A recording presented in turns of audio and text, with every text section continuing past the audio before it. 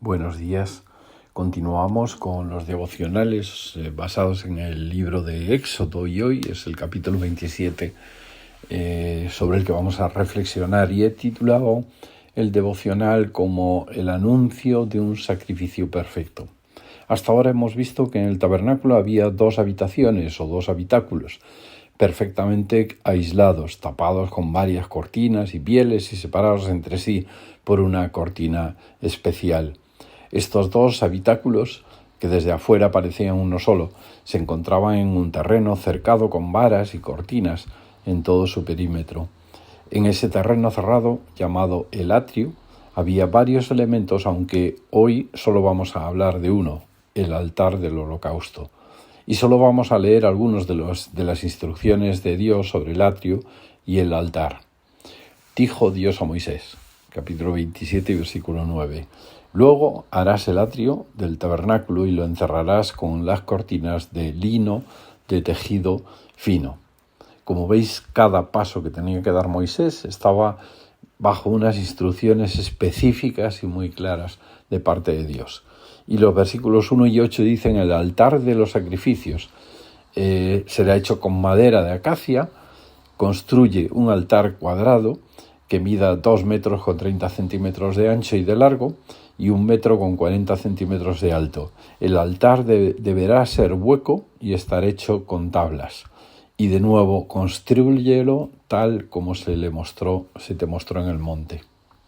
¿Por qué el altar se encontraba fuera de los lugares santo y santísimo? Pues porque el sacrificio de los animales, sustituyendo a las personas por sus pecados, tenía que realizarse fuera de los dos recintos reservados para la entrada de los sacerdotes y levitas. Eran lugares sagrados donde no podía entrar la impureza ni la falta de santidad, pero el atrio también era un lugar sagrado. Cada vez que alguien pecaba, como la paga del pecado es muerte, tal y como lo explica el apóstol Pablo muchos más años más adelante, pues en lugar de morir la persona era sustituida por un animal que moría en su lugar. Por eso se llamaban sacrificios de expiación, que quiere decir sustitución. Pero dichos sacrificios eran imperfectos y por cada pecado había que realizar un nuevo sacrificio hasta que Jesús nos sustituyó y su sacrificio fue único y para siempre. De nuevo nos lo explica claramente la carta a los Hebreos. De paso, aprovecho para recomendar la lectura de esta carta, la carta a los Hebreos, porque nos ayuda a entender muchas cuestiones del Antiguo Testamento que recobran una nueva dimensión o una nueva comprensión a partir de Jesús. Escucha lo que dice la carta a los Hebreos acerca de Jesús como el sacrificio perfecto. Dice: hubo muchos sacerdotes bajo el sistema antiguo porque la muerte les impedía continuar con sus funciones, pero dado que Jesús vive para siempre, su sacerdocio dura para siempre.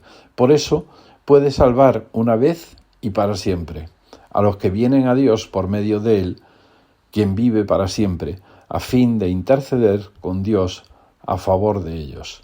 Él es la clase de sumo sacerdote que necesitamos, porque es santo y no tiene culpa ni mancha de pecado.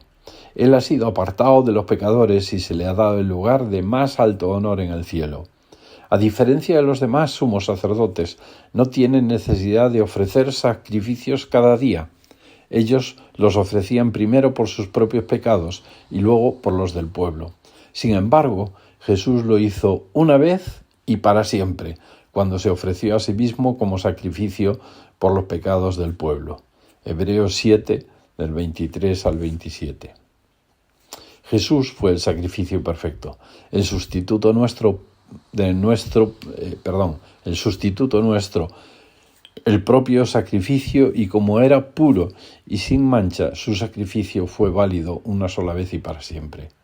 Qué bendición para nosotros que no tenemos que ir a un altar físico para matar y quemar a un animal real cada vez que pecamos, porque Jesús murió por todos nuestros pecados pasados, presentes y futuros, y disfrutamos de su perdón cuando nos arrepentimos, confesamos nuestros pecados, pedimos perdón y aceptamos la sustitución de Jesús. ¿Qué sería de nosotros si no fuera por la gracia, el amor, el perdón y el sacrificio de Jesús? Hoy es un buen día para agradecer a Dios su amor y su entrega. enviando a Cristo para sustituirnos en el altar del sacrificio. Había más elementos que encontramos en este capítulo y se encontraban en el atrio, en la parte exterior de lo que son los habitáculos del tabernáculo, pero creo que el más relevante, con diferencia, es el altar del que hemos hablado. Que hoy sea un día de arrepentimiento, confesión y petición de perdón a Dios, y agradecimiento por Jesús, nuestro sustituto, cuyo sacrificio fue válido una vez y para siempre. Buen y bendecido día.